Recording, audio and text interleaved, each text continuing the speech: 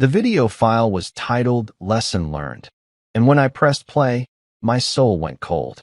I watched 8 masked men break down my front door, laughing as they dragged my teenage daughter, Violet, from her room. They didn't just hurt her. They filmed it, mocking me through the camera, thinking I was just a tired, retired single dad. They had no idea my tactical feed was live-linked to my old Tier 1 SEAL unit. My brothers weren't just watching, they were already tracking the scent. Hit like, subscribe for more betrayal stories, and comment your city or country. I've spent 20 years in the shadows, operating in places that don't exist on maps. I've seen things that would make a normal man's heart stop, but nothing prepared me for the sight of my own living room turned into a crime scene.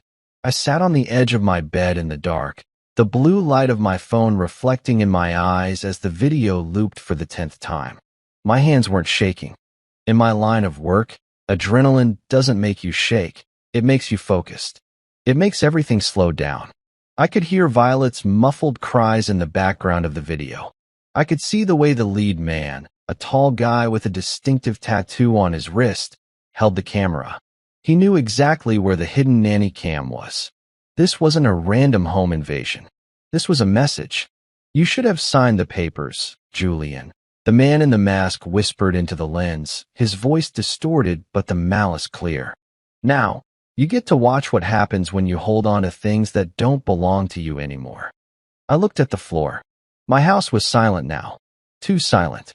Violet was at the hospital with the paramedics. Her physical wounds minor, but her spirit shattered. I had failed the one mission that actually mattered, keeping her safe. I stood up and walked over to my closet. I pushed aside the civilian suits and the soft flannels I'd worn for the last 3 years while trying to be normal dad. Behind a false panel in the back wall lay a heavy, reinforced steel case. I didn't need a key. My fingerprint was the only thing that could wake it up. As the lid hissed open, the smell of gun oil and CLP filled the room. It was the smell of my real life. I reached in and pulled out a sleek, encrypted satellite phone. It hadn't been turned on since I retired after that mess in Yemen. I dialed a number that wasn't in any directory. It rang once. "Talk to me." A deep, gravelly voice answered. It was Hunter, my lead scout. The man who had pulled me out of a burning wreckage in the Hindu Kush 10 years ago. "The nest was breached, Hunter," I said, my voice sounding like grinding stones. "They took a video. They sent it to me to humiliate me. They touched Violet." There was a long, heavy silence on the other end. I could practically hear Hunter's heartbeat through the line. In our world, family was the only thing left that was sacred. You could shoot us, you could burn our records, but you never, ever touched the kids. "Names?" Hunter asked. "I don't have names yet. I have a tattoo and a voice," I replied, walking toward the window and looking out at the quiet suburban street. "But I have the ex-wife's fingerprints all over this. Brooke has been screaming about the estate for months. She's dating some local power player named Logan now. I think he's the one who gave the order." "Where are we meeting?" Hunter asked. He didn't ask if I wanted help. He didn't ask about the plan. He just needed a grid coordinate. "The safe house. The old mill outside the city. I've already sent the video file to your encrypted drop. I need facial recognition, gait analysis, and I want a full-spectrum sweep on Logan's private security. If he's using local muscle, I want to know what they eat for breakfast." "We're already moving, Julian," Hunter said. "Blake and Victor are with me. We'll be at the mill in 2 hours. Do you want them alive?" I looked at the empty hallway where Violet used to run and laugh, the place where she was currently terrified to return to. I thought about the masked man's laugh as he slapped the phone out of her hand. "I want them to understand who they actually robbed," I said coldly. "They think I'm a broken-down veteran with a pension. Let's show them the ghost they actually invited into their lives." I hung up and threw the phone on the bed. I didn't feel sadness anymore. I didn't even feel the betrayal of Brooke, though the sting of a mother's betrayal is a special kind of poison. All I felt was the cold, hard logic of a mission. I walked downstairs. The front door was boarded up now, the wood looking ugly against the pristine white paint of the house. I picked up a small, jagged piece of glass from the floor, a remnant of the struggle. My phone buzzed. It was a text from Brooke. I heard about the break-in. How awful. If you had just moved into the city like I suggested, she would have been safe in a gated community. Maybe now you'll realize you aren't fit to keep her. I stared at the screen. She wasn't even hiding it. She was using our daughter's trauma as a bargaining chip for a real estate settlement. She was working with Logan to break me down, thinking I was a weak link they could exploit. They didn't realize that I wasn't the weak link. I was the fuse. I grabbed my keys and walked out to my truck. As I drove through the sleeping neighborhood, I watched the rearview mirror. I saw a dark SUV pull out from a side street 2 blocks behind me. They were following me, probably making sure I was heading to the hospital or staying at a hotel. They wanted to keep the pressure on. I leaned over and flipped a switch under my dashboard, activating the signal jammer in my truck. The SUV's headlights flickered for a second as their GPS and comms went dark. Big mistake, I whispered to the empty cabin. I didn't head to the hospital. I didn't head to a hotel. I headed toward the dark woods on the edge of the county, where 3 of the deadliest men on the planet were currently landing a private chopper. The 8 masked men thought they were the predators. They thought the video was the end of the story. They didn't realize that the video was actually the opening credits to their own funeral. The transition from the suburbs to the old mill was like crossing a border between 2 different lives. The city lights faded in my rearview mirror, replaced by the suffocating darkness of the pine forest. The SUV that had been tailing me was gone. I'd lost them 3 miles back after a tactical U-turn through a construction site. They were amateurs. They were used to intimidating civilians, not tracking a man who had spent his career evading state-level intelligence agencies. I pulled up to the rusted gates of the old mill. It looked like a crumbling relic of the industrial age, but deep beneath the floorboards, it was reinforced with lead and fiber optic cables. I stepped out of the truck, the cold night air biting at my skin. Identify. A voice whispered from the darkness to my left. I didn't turn my head. I knew the barrel of a suppressed rifle was leveled at my chest. Ghost 6. Status. Broken seal, I replied. A shadow detached itself from a thick oak tree. It was Victor. He was a small, wiry man who looked more like a librarian than a sniper, but he had more confirmed long-distance hits than anyone in the history of the unit. He lowered his weapon and stepped into the moonlight, his face set in a grim mask of sympathy. I saw the footage, Julian, Victor said, his voice low and dangerous. Hunter and Blake are inside.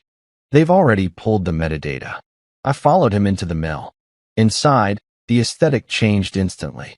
The dusty, wooden exterior gave way to a high-tech tactical operations center. Screens flickered with satellite imagery and scrolling lines of code. Hunter was hunched over a laptop, his massive frame dwarfing the folding chair. Blake was cleaning his sidearm, the rhythmic click-slide of the metal the only sound in the room. "Look at this," Hunter said, not bothering with a greeting. He pointed at a frozen frame of the video the masked men had sent me. "We ran the gate analysis on the lead guy, the one with the wrist tattoo. His name is Quentin. He's an ex-cop, kicked off the force for excessive force and ties to organized crime. Now he runs a private security firm that's basically a gang of hitters for hire." "And who pays his bills?" I asked, leaning over the table. "A holding company called Apex Developments." Blake chimed in, looking up from his weapon. "And guess who the majority shareholder is? Logan, your ex-wife's new boyfriend." I felt a cold, sharp satisfaction. Seeing the connections laid out in black and white made the target clear.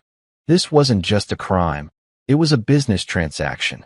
Logan wanted my coastal property, land that had been in my family for 3 generations, to build his new resort. I had refused to sell.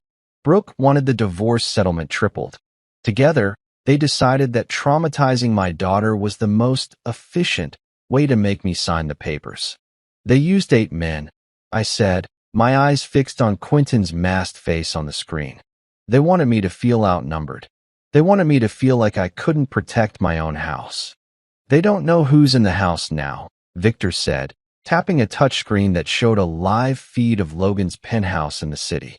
We've tapped into the building's security. Logan is hosting a charity gala tonight. Brooke is right there next to him. Show me, I commanded. The screen shifted to a high-definition shot of a ballroom. There was Brooke, wearing a silk dress that probably cost more than my truck. She was sipping champagne, laughing at something Logan said. Logan looked exactly like the kind of man who would hire thugs to do his dirty work. Expensive tan, capped teeth, and eyes that never stayed still. Watching her laugh while Violet lay in a hospital bed, afraid to close her eyes, triggered something in me. The normal dad I had tried to be for 3 years finally died in that moment. What's the move, boss? Hunter asked. The air in the room grew heavy. This was the moment where the mission parameters were set. We don't go for Logan yet, I said, my voice eerily calm. If we take the head off the snake now, the body just thrashes. I want to peel them apart piece by piece. I want them to feel the walls closing in. I want them to realize that every person they trusted is disappearing. The thugs first, Blake asked with a predatory smile. The thugs first, I confirmed. Quentin and his 7 boys. I want them snatched. No noise, no police reports. I want them to simply cease to exist in the eyes of the world. Hunter, you handle the digital blackout. I want their bank accounts emptied and their phones redirected. Victor, you're on Overwatch. Blake, you're with me. Where are we starting? Blake asked, holstering his gun. The gym where Quentin trains his security team, I replied. They think they're tough because they beat a teenage girl. I want to see how tough they are when the lights go out and the ghost comes for them. We moved with the synchronized grace of a team that had worked together in the darkest corners of the earth. We didn't need to discuss tactics. We were a single machine. As we geared up, my phone buzzed again. It was another email from Logan's lawyers. A final offer for the property, with a note saying that further delays could result in more unfortunate accidents. I didn't reply. Instead, I handed the phone to Hunter. Trace the IP of that email, I said. And once we have the first 2 thugs, I want you to send a reply. Just one word. What's the word? Hunter asked. Found, I said. We left the mill in 2 separate vehicles. The drive back toward the city felt different now. The fear was gone, replaced by a cold, calculating rage. I thought about Violet. I had called the hospital before leaving, and the nurse said she had finally fallen asleep, but she was crying in her dreams. Every tear she shed was a debt that Logan and Brooke were going to pay back in blood and reputation. They thought they had sent a video to humiliate a father. They didn't realize they had sent a recruitment video to the most dangerous kill squad on the eastern seaboard. As we approached the neon glow of the city, Blake looked over at me from the passenger seat. You okay, Julian? I'm better than okay, Blake, I said, gripping the steering wheel. For 3 years, I tried to be a man I wasn't. I tried to forget the things I've done. But Logan and Brooke, they just reminded me exactly who I am. And who are you tonight? I pulled the truck into the shadows behind the gym where Quentin's men gathered. I turned off the engine and pulled a black tactical mask over my face. I'm the consequence of their choices, I said. I stepped out of the truck, the shadows swallowing me whole. Inside the gym, I could hear the muffled sound of music and the thud of heavy bags. They were celebrating. They thought they had won. They had no idea that the man they had humiliated was currently standing 10 feet from their back door, and he hadn't come alone. The back door of the gym was heavy steel, but the lock was a joke. Blake held a small electronic device against the keypad, and 3 seconds later, the status light turned from red to green with a soft, mechanical click. We didn't rush in. We moved like smoke, slipping into the humid, sweat-stained air of the facility. The smell of cheap floor wax and adrenaline hit me. It was a familiar scent, the smell of men who thought they were kings because they were the biggest bullies in the room. We stayed in the rafters, moving along the steel catwalks. Below us, 4 of the men from the video were gathered around a weight bench. They weren't training. They were passing around a phone, laughing. I saw Quentin, the ex-cop with the wrist tattoo. He was leaning against a squat rack, a smug grin on his face as he recounted the bravery of his squad. "Did you see her face?" One of them laughed, a thick-necked guy named Kyle. "She thought her daddy was going to burst through the door and save the day. Poor kid. Dad's probably hiding under his bed right now." I felt Blake tense up beside me. I placed a hand on his shoulder, signaling him to wait. In the SEALs, we don't strike when we're angry. We strike when we're ready. I needed them to feel the shift in the atmosphere first. I wanted the fear to marinate. "Hunter, drop the grid," I whispered into my comms. Suddenly, every light in the building died. The heavy bass of the music cut to a haunting silence. The only light left was the dim, red glow of the emergency exit signs. "What the hell?" Quentin's voice echoed from below. "Kyle, check the breaker. This place is brand new." "I'm on it," Kyle grumbled. We watched his shadow move toward the back hallway. He never made it. As soon as he stepped into the darkness of the corridor, Blake dropped from the catwalk like a predator. There was no struggle, just the muffled sound of a heavy body hitting a mat and the hiss of a zip tie being pulled tight. Kyle was gone before his friends even noticed the silence was too deep. "Kyle," Quentin called out, his voice losing its edge. "Stop messing around, man. It's not funny." I stepped out onto the edge of the catwalk, right into the red light of the exit sign. I wanted them to see me. I wanted them to recognize the broken-down father they had mocked. "He's not laughing, Quentin," I said. My voice wasn't a shout. It was a low, vibrating growl that seemed to come from the walls themselves. The three men below spun around, squinting into the darkness. Quentin reached for his waistband, pulling a Glock.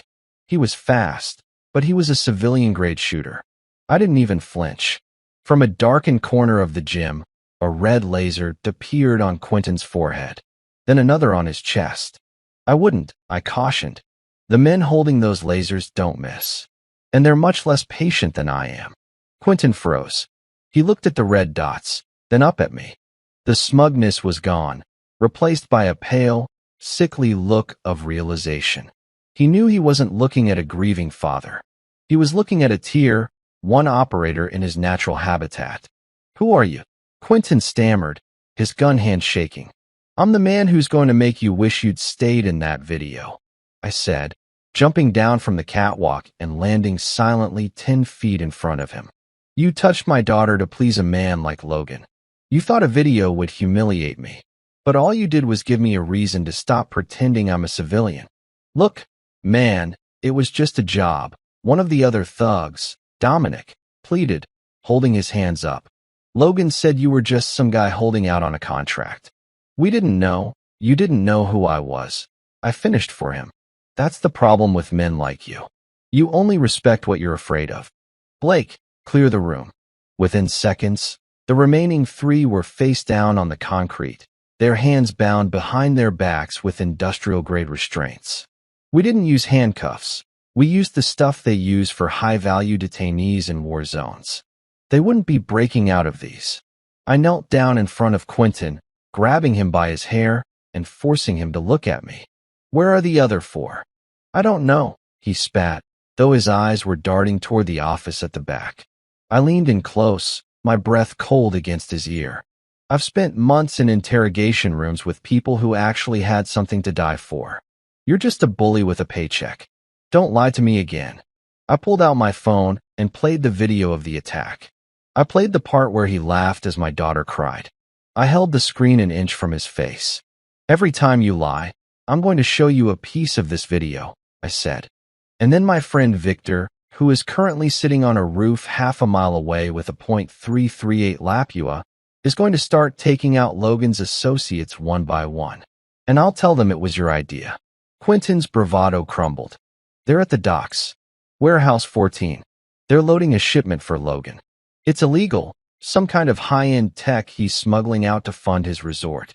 Please, man, just let us go. We were just following orders."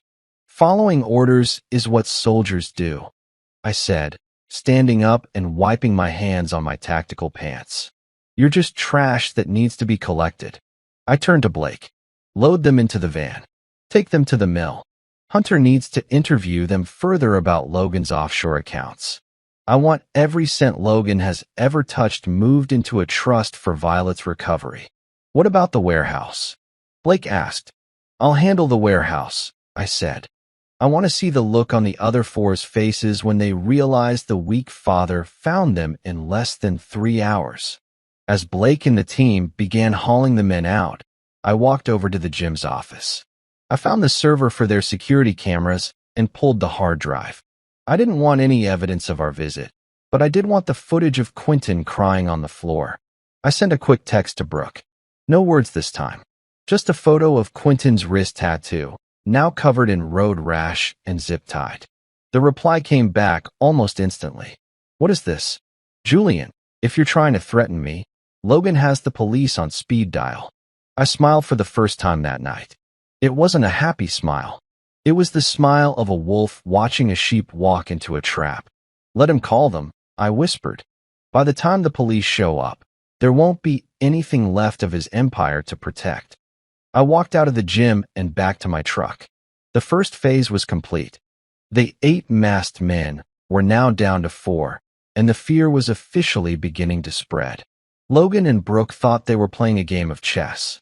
They didn't realize I had already flipped the table and started a war. The drive to the docks was a blur of neon lights and cold determination.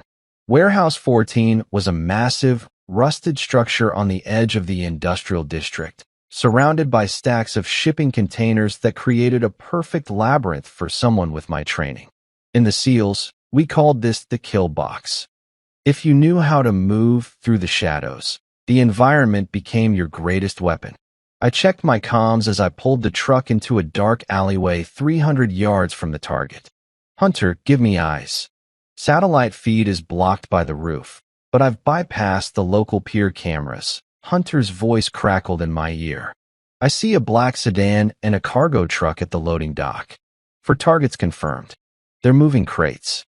They look nervous, Julian. Quentin hasn't been answering his radio, and they're starting to smell the smoke. Good, I muttered, checking the chamber of my suppressed sidearm. Let them sweat. I didn't take the front entrance. I scaled a stack of containers and dropped onto the roof of the warehouse, moving toward a rusted skylight. Looking down, I saw the remaining 4 men from the video. They were younger than Quentin, muscle for hire who thought wearing a mask made them invincible. They were tossing crates of high-end electronics into the back of the truck, checking their watches every 30 seconds. One of them, a guy named Felix with a bleached blonde buzz cut, stopped and wiped his forehead. Where the hell is Quentin? He was supposed to be here 20 minutes ago to sign off on this manifest. Maybe he's celebrating early. Another one replied, leaning against the truck. That video he sent the old man was classic. Did you see the look on that guy's face in the hidden cam footage? Total ghost. He looked like he was about to cry. I gripped the edge of the skylight, my knuckles turning white. They were laughing about my daughter again.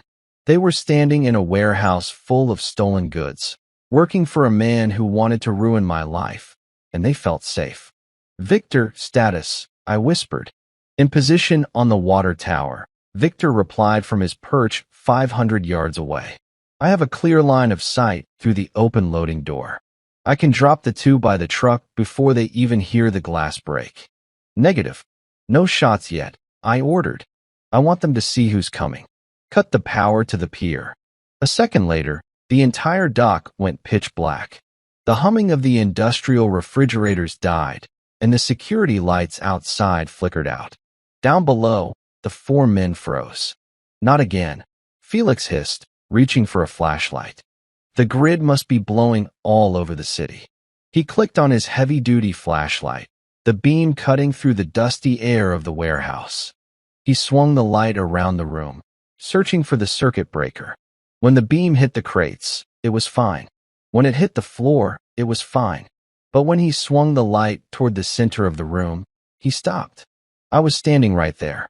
I hadn't made a sound as I descended the fire escape. I stood in the middle of the warehouse, my arms crossed, my tactical vest reflecting the harsh light of his torch. I looked like a demon born from the shadows. "Who are you? Get out of here!" Felix yelled, his voice cracking. He reached for a crowbar resting on a crate. "I'm the man you called a ghost 2 minutes ago," I said, my voice echoing off the corrugated metal walls. "And you're right about one thing. I am coming for you." The other three scrambled toward me, but they were clumsy. They moved like street brawlers, while I moved like a predator. As Felix lunged with the crowbar, I stepped inside his guard, catching his wrist and twisting it until the bone groaned. With a quick strike to his throat, he went down, gasping for air. The other three hesitated. One of them pulled a serrated knife. "There's 4 of us, old man. You're dead." "I like those odds," I said. I didn't give them a chance to coordinate. I moved like a whirlwind of controlled violence.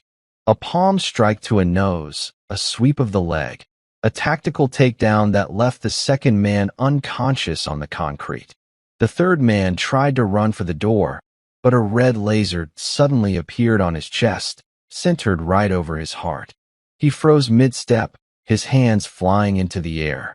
"Don't move." Victor's voice came over the warehouse's internal intercom system, which Hunter had hacked. "The next thing that enters your body won't be air." The fourth man, the one who had mocked me by the truck, fell to his knees. "Please, we didn't do anything. It was Logan. He told us to do it. He said you were a nobody." I walked over to him and grabbed him by the collar, hoisting him up until his toes barely touched the floor. "A nobody? I've spent 20 years protecting people like you from monsters you can't even imagine. And then you come into my home? You touch my daughter?" I threw him against the side of the truck. "You're going to call Logan. Right now." He fumbled for his phone, his hands shaking so violently he dropped it twice. I picked it up and dialed the number for him. I put it on speaker. "Felix, is the shipment secure?" Logan's voice came through, sounding annoyed. "I'm at the gala. I don't have time for—" "The shipment is gone, Logan," I said, stepping over the groaning bodies of his hired help. "And so are your men." There was a long, suffocating silence on the other end. I could hear the muffled sounds of a violin and clinking glasses in the background, the sound of the high society world Logan thought he belonged to. "Julian." Logan's voice was suddenly stripped of its confidence. "What did you do? Where is Quentin?" "Quentin is learning what it feels like to be a prisoner," I said. "And these 4? They're currently lying on a warehouse floor waiting for the feds to arrive. I've already sent the manifest of your stolen tech shipment to the Department of Justice. By morning, your assets will be frozen, and your charity will be a crime scene. You can't prove anything." Logan snarled, though I could hear the panic rising in his chest. "I have the best lawyers in the state." "Lawyers can't help you with what's coming next, Logan," I said. "You sent me a video to humiliate me. You wanted me to watch my daughter suffer. Now, it's my turn to record. I'm going to film the moment your world collapses. And I'm going to make sure Brooke is there to see it." I hung up before he could respond. I looked at the 4 men on the floor. "Blake, get the van," I said into my comms. "Wrap them up and take them to join their friends. I want all 8 of them in one room. It's time they had a reunion." "Copy that, boss," Blake replied. As I walked out of the warehouse, I saw the blue and red lights of the police in the distance. Hunter had timed the anonymous tip perfectly. The cargo truck full of illegal hardware was enough to sink Logan's company overnight. I sat in my truck and watched as the police swarmed the pier. My phone buzzed. It was a picture from Hunter. It showed Brooke and Logan leaving the gala, surrounded by reporters and a few men in suits who looked like federal agents. Brooke looked terrified. Logan looked ruined. But this was only the beginning. The 8 masked men were dealt with, but the true betrayers, the ones who shared my life and my bed, were still standing. "Part 4 is closed," I whispered, shifting the truck into gear. Time to start the interrogation. The city felt different tonight. To the thousands of people sleeping in their beds, it was just another Tuesday. But to me, the air felt electric, charged with the scent of a hunt nearing its end. I pulled my truck into the parking garage of a nondescript apartment complex on the edge of the financial district. This was where Logan kept his shadow office, a place not listed on any corporate filings. My team had already moved the 8 men to a secure basement facility at the mill, but they weren't my primary focus anymore. They were just tools, blunt instruments used by a man who thought he was a surgeon. I needed to see the surgeon. I needed to see the woman who had helped him pick the scalpel. "Hunter, give me a status on the gala cleanup," I said, tapping my earpiece as I stepped out of the truck. "It's a bloodbath, Julian. Not the physical kind, but the career kind," Hunter replied. "The feds didn't just seize the warehouse. They hit Logan's primary server at the same time. His legal team is scrambling, but it's hard to fight a war when your bank accounts show a balance of 0. He's currently headed to his penthouse with Brooke. They think they're going there to pack and run. They won't get far," I said, walking toward the elevator. "Is the perimeter secure?" "Victor is on the roof across the street. Blake is in the lobby disguised as security. You're clear to enter." "But Julian, Brooke just called your personal cell 3 times in the last 5 minutes. She's spiraling." I pulled my phone from my pocket and looked at the missed calls. I didn't call her back. I wanted her to feel the silence. In a world of high-speed communication, silence is the most terrifying thing you can give a guilty person. It makes them fill the quiet with their own fears. I reached the penthouse floor. The doors opened to a private foyer with marble floors and gold leaf accents. It was the kind of place built on the backs of people Logan had cheated. I could hear shouting coming from behind the heavy oak double doors. "I told you he was just a veteran, Logan. You said he was a nobody." Brooke's voice was shrill, echoing through the hallway. "How did he find the warehouse? How did he get to Quentin?" "Shut up, Brooke. Just shut up and pack." Logan roared back. "Someone leaked the manifests. Someone sold us out. This isn't about your ex-husband. This is a corporate hit. Julian doesn't have the resources to do this." I pushed the doors open. They didn't even hear me enter over the sound of their own panic. The living room was a mess of open suitcases and scattered jewelry. Brooke was standing by the window, her silk dress wrinkled, her face streaked with mascara. Logan was at a desk, frantically shoving stacks of cash into a leather briefcase. "Actually, Logan," I said, my voice cutting through their argument like a blade. "Julian has exactly the resources he needs." They both froze. Logan's hand stayed inside the briefcase, and Brooke let out a small, strangled gasp. They looked at me as if I were a ghost that had stepped out of the shadows of their conscience. I wasn't wearing my tactical mask anymore. I wanted them to see my face. I wanted them to see the eyes of the man they had tried to break. "Julian," Brooke whispered, her voice trembling. How did you get in here?" "The same way your friends got into my house," I said, walking slowly into the center of the room. "Only I didn't need a mask. And I didn't need to hurt a child to feel powerful." Logan finally found his nerve. He straightened up, trying to reclaim his alpha male persona. "You're trespassing, Julian. I don't care what kind of stunt you pulled at the docks, but you're in over your head now. I'll have you arrested before you reach the lobby." I laughed. It wasn't a warm sound. "Arrested by who, Logan? The police who are currently outside loading your hard drives into a van? Or maybe the feds who just flagged your passport? You're not a power player anymore. You're a liability." I turned my gaze to Brooke. She couldn't even look me in the eye. She stared at the floor, her hands shaking. "I want to know one thing, Brooke," I said, my voice dropping to a whisper. "The video. You knew they were going to do it. You gave them the code to the security system. You told them where Violet's room was. I just wanted you to sign the papers," she sobbed, finally looking up. "Logan said it would just be a scare. He said no one would get hurt. We just needed you to see that you couldn't protect her, so you'd give up the custody and the land. It was for her own good, Julian. She needs a life in the city, not some old house in the woods." The sheer delusion in her voice was staggering. She had convinced herself that betraying her daughter was an act of motherhood. "You watched that video," I said, stepping closer to her. "I know you did.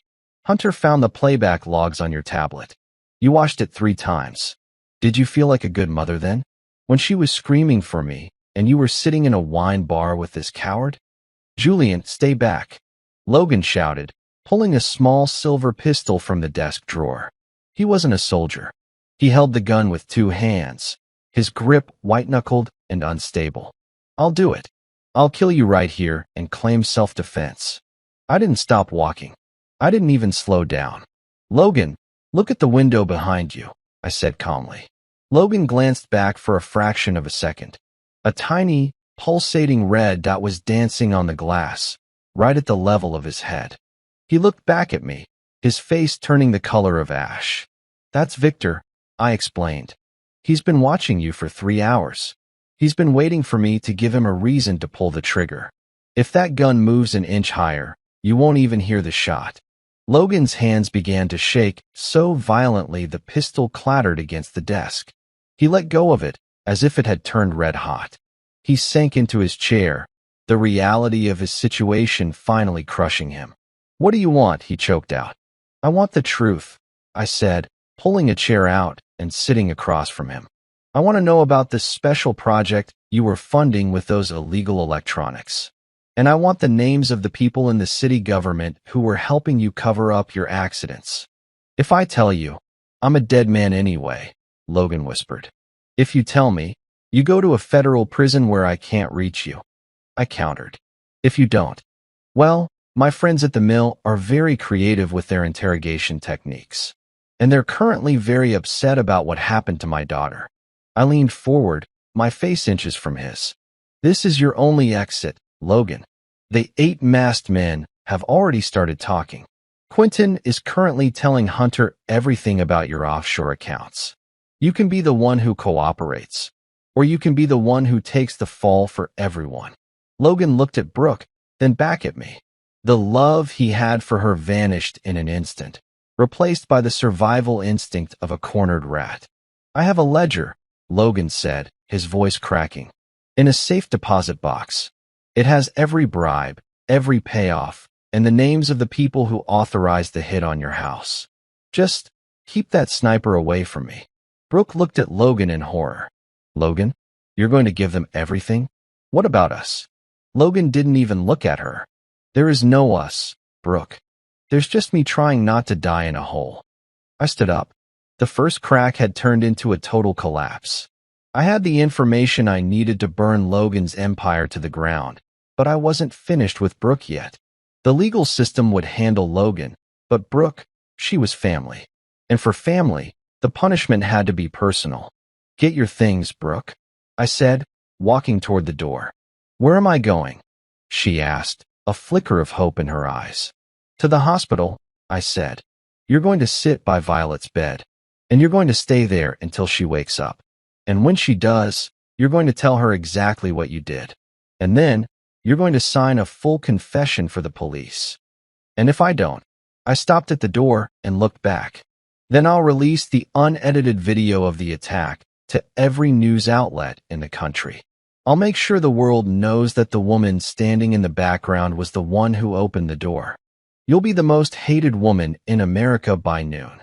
I walked out, leaving them in the ruins of their greed. Phase 5 was complete. The information was secured. But as I reached the elevator, my phone buzzed with a priority alert from the mill. Julian, we have a problem. Hunter's voice was tense. One of the men, the 8th one, the one we thought was just a driver? He wasn't a driver. He's a former Spetsnaz mercenary. And he just broke his restraints. The air in the elevator felt like it had been sucked out of the shaft. My pulse, usually a steady drumbeat, kicked into a higher gear. A Spetsnaz mercenary embedded in a group of local thugs? That changed the math instantly. Logan hadn't just hired muscle. He had hired a professional handler to make sure the lesson stuck. Hunter, report. I snapped, stepping into the lobby. How did he get loose? And where are the others? He didn't just get loose, Julian. He was waiting. Hunter's voice was strained. The sound of heavy furniture being dragged echoed in the background. He dislocated his own thumb to slip the zip ties. He took out Blake in the transition bay. Blake's breathing, but he's out cold. The merc, his name is Victor, or at least that's the alias he used, is moving through the ventilation system of the mill. He's hunting us in our own house. Lock down the hospital wing. I ordered, my mind racing through the blueprints of our safe house. If he gets to the server room, he can wipe the confession logs from Quentin and the others. I'm 10 minutes out. Don't engage him alone, Hunter. He's looking for a body count to cover his escape. I sprinted to my truck, the tires screaming as I tore out of the parking garage. This was the danger of underestimating an enemy. Logan was a coward, but his money had bought a shark. I dialed Victor, my Victor, who was still on the roof across from Logan's penthouse. Change of plans, Vic abandoned Overwatch. Get to the mill. We have a live wire in the basement. Former Russian Special Forces. He's compromised the bay. On it, Victor replied, his tone chillingly calm. I'll be on the ridge in 5. The drive to the old mill felt like an eternity. My mind kept flickering back to the video. I remembered the 8th man now. He was the one who never spoke. He was the one who stayed in the shadows of my kitchen, watching the exits while the others played at being tough guys. He wasn't there to humiliate me. He was there to ensure the tactical success of the hit. He was the insurance policy. As I pulled up to the rusted gates, the mill was eerily dark. No security lights, no humming of the perimeter fence. He had cut the power. I stepped out of the truck, moving with a silence that had been drilled into me through 1,000 night ops. I didn't use a flashlight. I pulled my night vision goggles from my tactical bag and slipped them over my eyes. The world turned into a grainy, ghostly green. The side entrance was hanging off its hinges. Not blown open, but picked and pried. Professional. I stepped inside, my boots making no sound on the concrete. The smell of ozone and copper, blood, was thick in the air. Hunter, I'm inside. I whispered into the comms. Status. I'm in the server room. I've got a puncture wound in my shoulder, Hunter gasped. He's fast, Julian. He's using a ceramic blade. No metal signature. He's trying to get the drive with the Logan ledger. Hold your position. I'm coming to you. I moved through the corridor, my sidearm leveled. Every shadow was a potential threat. I passed the holding cells. 7 of the masked men were still there, huddled in the corners of their cages, weeping like children. They had seen what their driver was capable of, and they were more afraid of him than they were of me. I reached the server room door. It was cracked open. I didn't barge in. I threw a small flashbang simulator, a distraction device, down the opposite hallway. Crack. The sound echoed through the mill. A shadow flickered in the doorway of the server room. I didn't wait. I pivoted and fired 2 rounds into the doorframe to suppress him, then lunged inside. The room was a wreck. Servers had been pulled from their racks, wires hanging like vines. Hunter was slumped against the far wall, his hand pressed to a bleeding shoulder, his pistol aimed at the dark corner behind the main terminal. He's behind the cooling unit. Hunter yelled. I dived behind a heavy desk just as a ceramic knife thudded into the wood where my head had been a second before. The mercenary stepped out of the dark. He was tall, with a shaved head and eyes that looked like they belonged to a shark. He didn't look scared. He looked bored. Julian, he said, his English accented but perfect. Logan told me you were a ghost. I have hunted many ghosts in my life. Most of them bleed just like men. You touched my daughter, I said, my voice a low, vibrating growl. There isn't a hole deep enough in Russia to hide you from what I'm going to do. I did not touch the girl. The merc replied, circling the room. That was the work of amateurs. I was there to ensure the perimeter. But tonight? Tonight, I will finish the job. Logan is a fool, but his money cleared my account before you froze it. I have no reason to leave you alive. He moved with a speed that was almost unnatural. He didn't use a gun. He didn't want the noise to alert the perimeter. He lunged at me with a second blade, a curved karambit. I blocked his strike with the frame of my pistol, the metal sparking against the ceramic. We traded blows in the cramped space, a brutal dance of elite training. He was younger and faster, but I was fueled by something he didn't understand. Every time his blade grazed my skin, I saw Violet's face. Every time he tried to break my guard, I heard her scream from that video. I caught his wrist, twisting it back while slamming my elbow into his jaw. He didn't go down. He spat blood and kicked my legs out from under me. As I hit the floor, he loomed over me, the blade descending. Fut! A single, suppressed shot rang out. The mercenary's shoulder exploded in a spray of red, and he was thrown back against the server rack. Victor was standing in the doorway, his sniper rifle leveled with terrifying precision. "You're late," I grunted, scrambling to my feet. "Traffic was light," Victor replied, his eyes never leaving the mercenary. The Russian looked at the three of us. Hunter, bleeding but standing, Victor, the silent reaper, and me. For the first time, the boredom in his eyes was replaced by the realization that he was outmatched. Even a Spetsnaz wolf can't survive a pack of seals. "Finish it," the merc whispered, clutching his ruined shoulder. "No," I said, stepping over to him and kicking the ceramic blade away. "That would be too easy. You're the one who's going to tell the world exactly who Logan is. You're the missing link between a greedy businessman and international terrorism. You're going to be the reason Logan never sees the sun again." I turned to Hunter. "Patch yourself up and get him in the high-security chair. I want the ledger uploaded to the feds in the next 5 minutes. And Hunter, yeah, boss. Make sure he stays awake for the upload. I want him to watch the moment his employer's world turns to ash." I walked out of the room, my suit jacket ruined and my chest heaving. The eighth man was caught. The wall Logan had built around himself was completely gone. But as I walked toward the medical wing to check on Blake, I saw something on the floor that stopped my heart. It was a small, gold locket. It belonged to Violet. It must have fallen off her during the struggle at the house, and the merc had kept it. I picked it up, the cold metal feeling heavy in my palm. The betrayal of Brooke and the greed of Logan had invited this monster into my world. The revenge was almost complete, but the healing, that was going to take a lot longer. The weight of the locket in my hand was the final anchor to my old life. I sat in the dim hallway of the medical wing, watching the steady pulse of the monitor connected to Blake. He was breathing, his concussion treated, but the silence of the mill felt heavier than ever. My team was winning the war, but the deeper I dug, the more the ground beneath me felt like it was made of glass.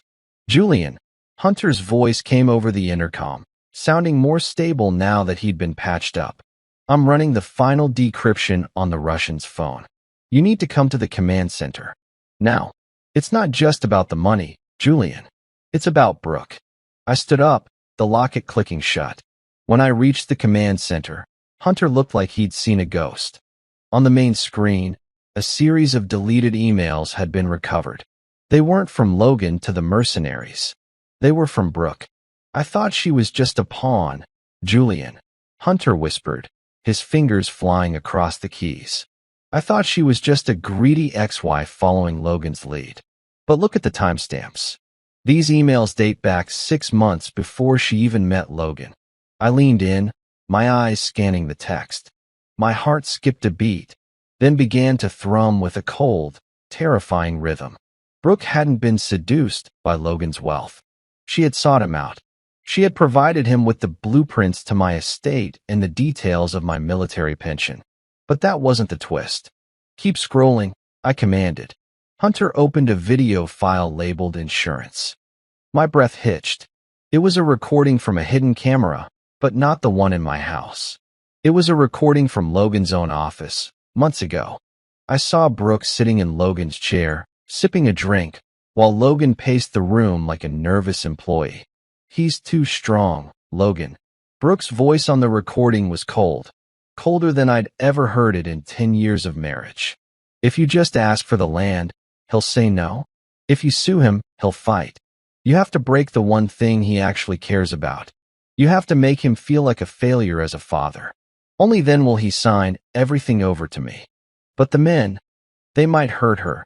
Logan's voice was hesitant, almost pleading. "Then let them," Brooke snapped. She's resilient. She'll get over it. But Julian? He won't. He'll be so busy trying to fix her that he won't notice us draining the accounts. Do it on the 14th. I'll make sure the side gate is unlocked. I felt the world tilt. The woman I had shared a bed with, the woman who had carried my child, hadn't just let the masked men in. She was the architect. She had sat there and planned the trauma of her own daughter as a tactical maneuver to get a real estate settlement. Logan wasn't the mastermind. He was just the bankroll. Brooke was the monster. She didn't just watch the video to see if I was okay. I whispered, the realization cutting deeper than any Spetsnaz blade. She watched it to make sure the job was done. She wanted her own daughter broken so she could win a legal battle. Julian, there's more, Hunter said, his voice dropping an octave. Look at the recipient of the last email she sent before you hit the penthouse. Hunter pulled up a sent message. It wasn't to Logan. It was to an offshore account linked to a private extraction team in Eastern Europe. The plan has failed. Logan is a liability. Initiate the cleanup protocol at the hospital. I'll meet you at the extraction point. The hospital. I breathed, my blood turning to ice. Violet. Brooke wasn't sitting by Violet's bed out of guilt. She was there because she was waiting for a second team to arrive, not to save Violet, but to take her. Violet was her last bargaining chip. If she could disappear with our daughter, I would never be able to testify. I would spend the rest of my life searching, and she would have the leverage she needed to keep me silent forever. Victor, get the truck. I roared into the comms. Hunter, alert the hospital security. Tell them to go to code black. Nobody enters or leaves the pediatric wing. I'm already trying, Julian, but the phone lines are down. Hunter yelled back. They've jammed the local cell towers. They're already there. I didn't wait for another word. I sprinted out of the mill, the locket in my hand feeling like it was burning a hole in my palm. The betrayal was no longer about money or land. It was a mother willing to trade her child's soul for a life of luxury. As I tore down the highway at 100 miles an hour, my mind went back to the SEAL creed. I will never fail those with whom I serve. I had served my country, I had served my team, but I had failed to see the enemy in my own home. I'm coming, Violet, I whispered, the speedometer climbing. And this time, I'm not coming as your father. I'm coming as the man your mother should have been afraid of. I could see the hospital lights in the distance, but they were flickering. The cleanup protocol had begun. The power was being cut, just like it had been at the warehouse. Brooke was playing her final hand, thinking she could outmaneuver a man who had survived the most dangerous places on Earth. She thought she knew me. She thought she knew my limits. She was about to find out that when you threaten a SEAL's child, there are no limits. There is only the mission. And the mission was now to ensure that Brooke never walked free again. I saw a black van scream out of the hospital parking lot as I approached. It was moving fast, weaving through traffic. Victor, tell me you're on the ridge, I barked. I'm here, Julian. Victor's voice was steady, the sound of a bolt action cycling in the background. I have the van in my sights. Do I take the tires? No, I said, my voice dripping with a cold, dark fury. Take the engine block. I want them alive. I want her to see me coming. The shot rang out in my earpiece, followed by the screech of metal and the smell of burning rubber. The van spun out, slamming into a concrete divider just a mile from the hospital. I slammed on my brakes, sliding my truck to a halt just feet from the wreckage. I stepped out, my sidearm drawn, the moon reflecting off the barrel. The side door of the van kicked open, and Brooke stumbled out, her face bruised from the impact, clutching a terrified Violet to her chest. Stay back, Julian. Brooke screamed, her eyes wide with a frantic, animalistic terror. I'll tell them you did this. I'll tell them you're the one who went crazy. I didn't say a word. I just kept walking, the silence between us louder than the sirens in the distance. The twist was over. The truth was out. And now, the debt was due. The smoke from the van's crushed radiator curled into the night sky, smelling of burnt coolant and failure. I stood in the middle of the highway, my shadow long and jagged under the flickering streetlights. 10 feet away, Brooke was backed against the concrete barrier, holding Violet so tightly the poor girl was gasping for air. Violet's eyes were wide, darting between the mother who had betrayed her and the father who looked like a stranger in his tactical gear. "Let her go, Brooke," I said. My voice was flat, devoid of the rage that was screaming inside me. It was the voice I used when a mission had gone sideways and I needed to stabilize the environment. "You're done. There are no more moves. Hunter has the emails. He has the video from Logan's office. The world knows exactly who you are. You don't understand." Brooke shrieked, her voice cracking as she looked around for the extraction team that was never coming. Logan was going to lose everything. I was trying to secure our future. If I didn't do it, he would have found someone else who would have been much worse. Worse than 8 men beating her in her own bedroom. I took a step forward. Worse than the mother who unlocked the door? There is nothing worse than you, Brooke. Behind her, the 2 mercenaries from the cleanup team tried to crawl out of the front of the van. They were dazed, blood streaming from their foreheads. Before they could even reach for a weapon, 2 red laser dots appeared on their chests. They froze instantly. "Don't even think about it." Victor's voice boomed from the hidden speakers on my truck, which was linked to his comms. "The next round goes through your skulls." The mercenaries slumped back, their hands raised. They were professionals. They knew when they were beaten. Brooke, however, was a different kind of animal. She was a narcissist who couldn't accept defeat. She pulled a small, jagged piece of glass from the wreckage and held it near Violet's arm. She wasn't going to kill her, but she was using her as a human shield. "I'm leaving, Julian. I'm taking her, and we're going to the airport," she cried. "If you try to stop me, I'll tell the police you attacked us. I'll tell them you're a dangerous, unstable veteran." "Dad." Violet's voice was a tiny, broken whisper. It was the first time she had spoken since the attack. "Dad, please." That whisper hit me harder than any bullet ever could. I felt the last shred of my patience evaporate. I didn't rush her. I reached into my pocket and pulled out the small, gold locket I'd found at the mill. I held it up so the moonlight caught the gold.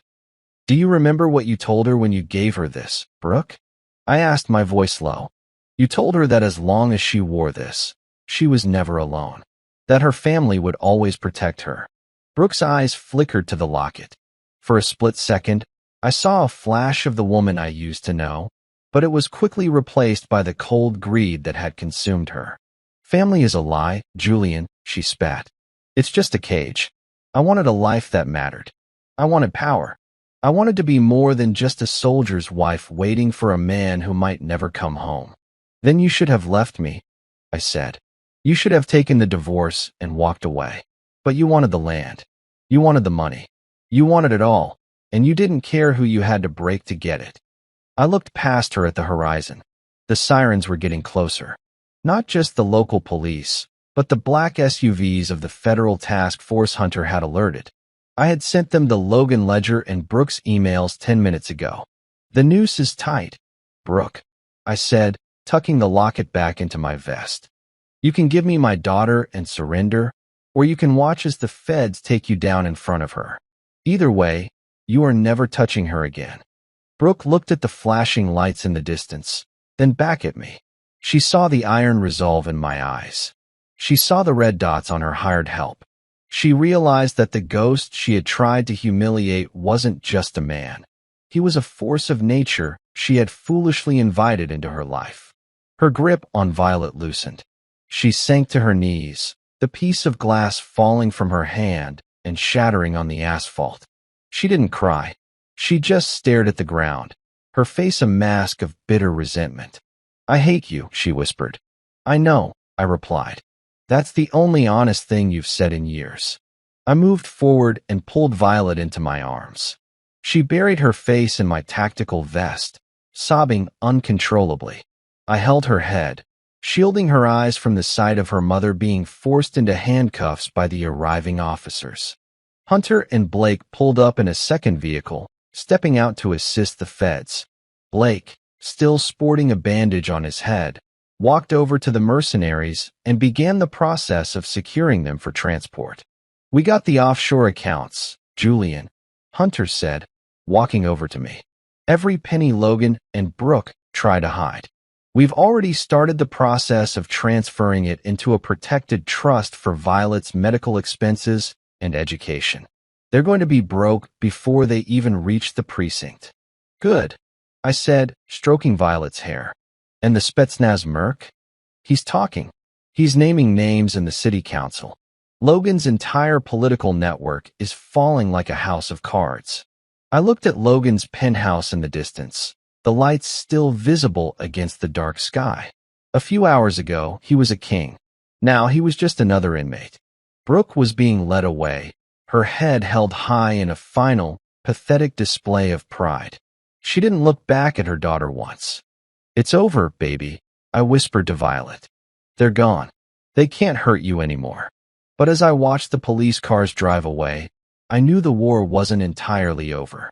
The physical threats were neutralized, but the psychological scars were deep. And there was still one more thing I had to do.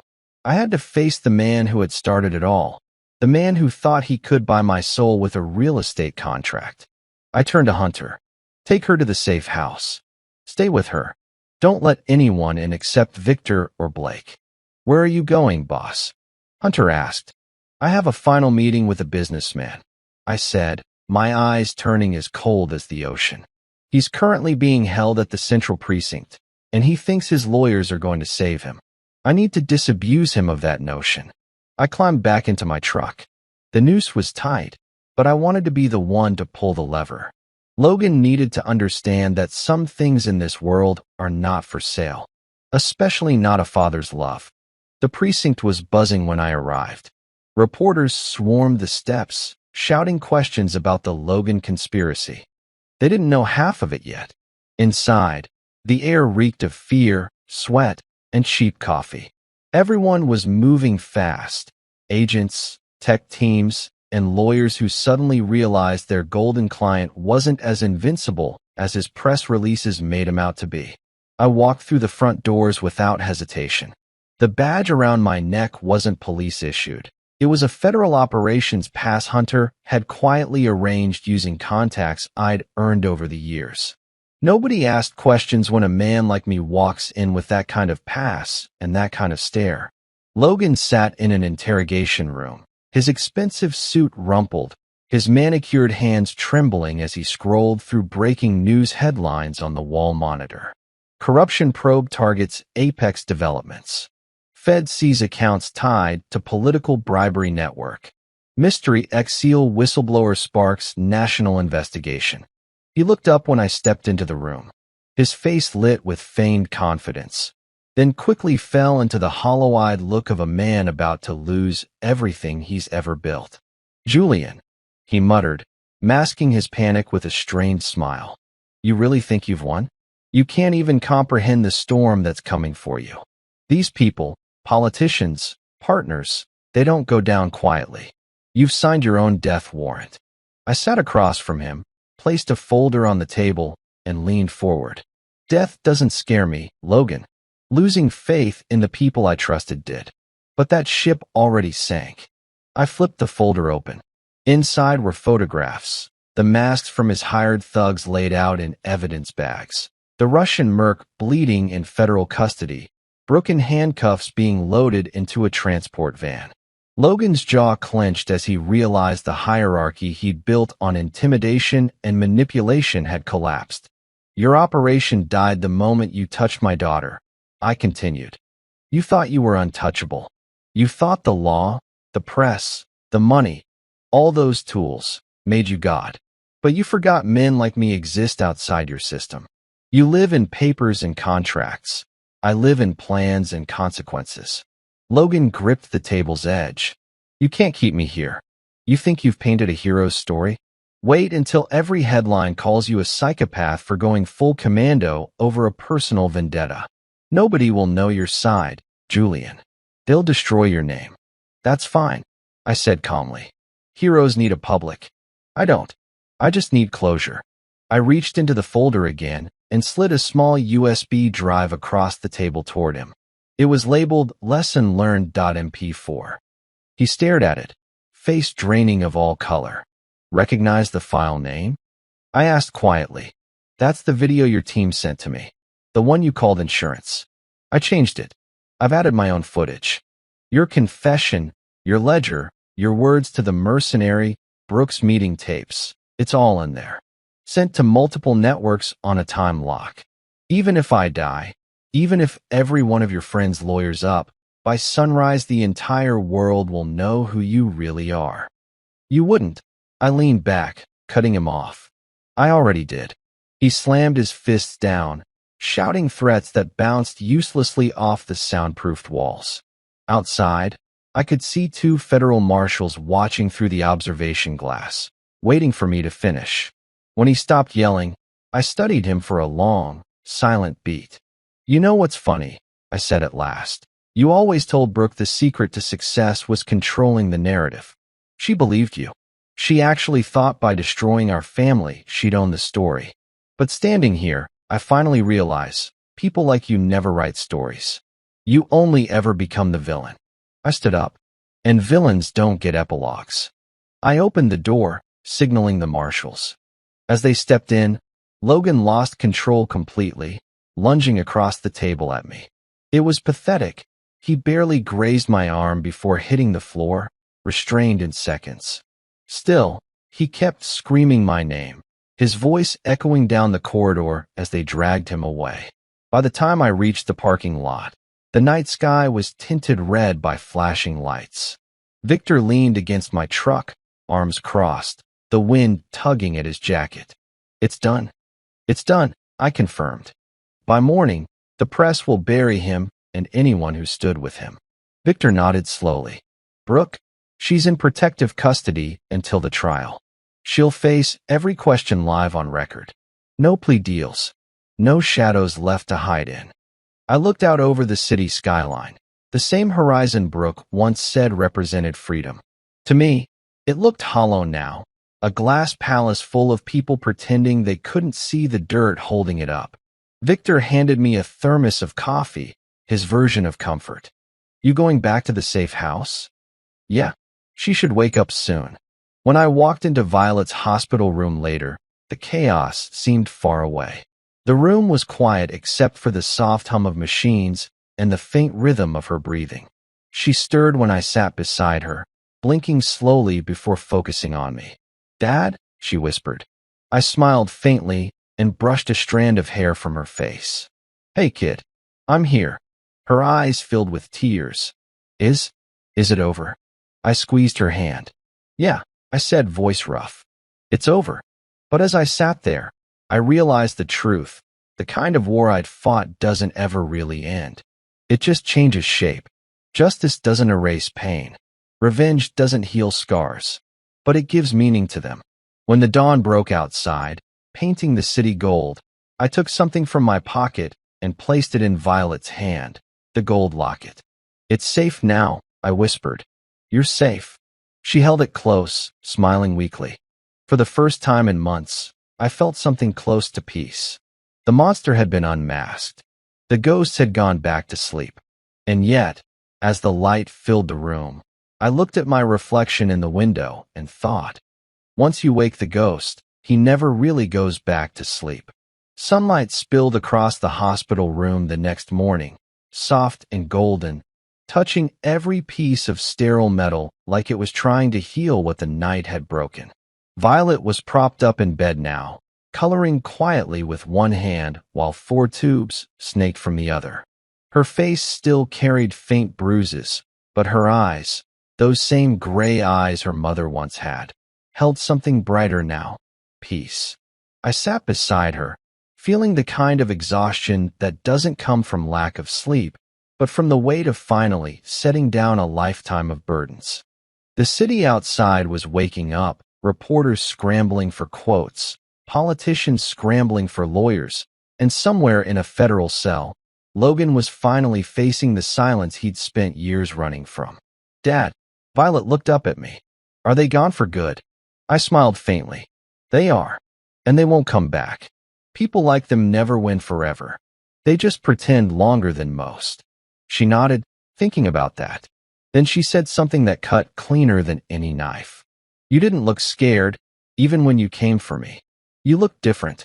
I met her gaze. That's because sometimes, sweetheart, when people try to break your heart, they forget your heart is armor. You don't run from fear. You walk through it until it has nowhere left to hide. A soft knock came at the door. Hunter and Victor stood there, both in civilian clothes for once, coffee in hand. Hunter gave a two-finger salute. You did it, boss. The courts froze every dirty account tied to the operation. Brooke took a plea. Federal time. Logan's going down twice as hard. Victor added, and the press? They're calling it the ghost file. You're trending worldwide without even showing your face. I shook my head with a tired grin. That's the point. It was never about being seen. It was about making sure no one like them ever touches someone innocent again. Hunter left a small envelope on the table. That's the deed transfer. The house is yours, completely yours. Brooke's name is erased, legally and otherwise. When they left, I opened the envelope. The document was simple. The land, the coastline, everything I'd fought to protect now belonged to one name. Violet Hale. My daughter. My reason. I turned to her. You're never going to have to fight this fight, okay? The world's heavy enough. You just live. She smiled and held out the gold locket, freshly polished. Can you fix this? I took it gently, snapping the clasp back into place. The hinge clicked perfectly, a tiny, honest sound in a world full of lies. I placed it around her neck again. It glimmered in the early sunlight. Outside, a breeze stirred the hospital curtains. The world felt new, not because it had changed, but because I finally had. For the first time in forever, the ghost could rest. As I stood, Violet leaned against her pillow and said softly, Dad, what are we going to do now? I looked out the window, watching morning light hit the ocean far beyond the skyline. We start over. Maybe plant something green where something ugly used to be. Maybe protect people who can't protect themselves. Ghosts don't haunt, they guard. There was a pause. She smiled, eyes closing. That sounds nice. It was. It really was. And as I stood there, one last thought struck me. Simple, haunting, beautiful. If forgiveness is freedom, do we lose ourselves when we finally let go? What do you think? Would you have forgiven, or would you have done the same? Tell me in the comments where you're watching from. I'd love to know your city or country.